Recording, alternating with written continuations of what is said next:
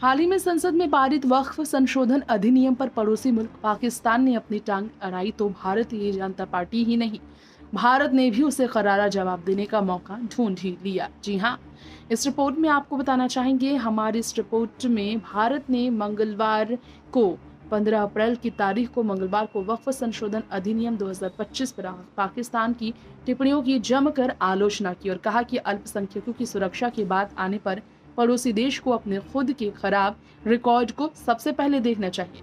दरअसल विदेश मंत्रालय ने एक बयान दिया है और कहा, हम भारत की संसद से पारित वक्फ संशोधन अधिनियम पर पाकिस्तान की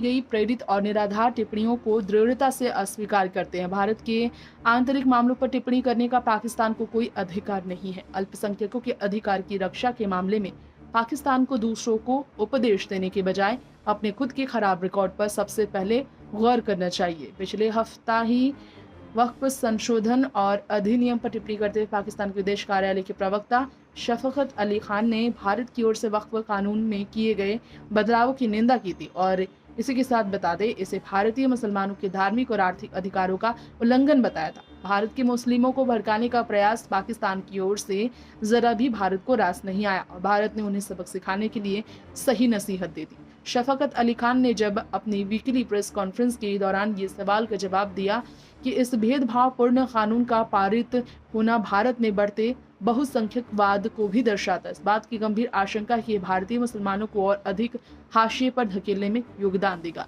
इसी पर वक्फ विधेयक लोकसभा और राज्यसभा में लगातार कई दिनों तक चली तीखी बहस के बाद आसानी से पारित तो हुआ, लेकिन 5 अप्रैल को राष्ट्रपति की मंजूरी के बाद विपक्ष लगातार प्रदर्शन कर रही है, विरोध कर रही है। इस पर विपक्ष के साथ अब पाकिस्तान भी इसी तरह विरोध पर नजर आ रहा है। अपनी प्रतिक्रिया देते हुए विपक्ष ने आरोप लगाया, बीजेपी के नेतृत्व वाली सरकार संविधान को कमजोर करने, अल्पसंख्यकों को बदनाम करने और उनके अधिकारों से वंचित करने के साथ साथ समाज को विभाजित करने के लिए लगातार प्रयास कर रही है। नेक्स्ट 9 पॉलिटिकल वाइट से तृप्ति की रिपोर्ट।